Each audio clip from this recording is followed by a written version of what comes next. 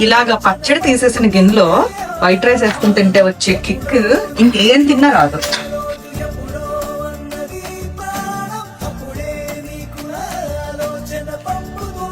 ఇంతగా ఏం పచ్చడి అనుకుంటున్నారా? ఒకసారి ఫ్లాష్ బ్యాక్ లోకి వెళ్దామా?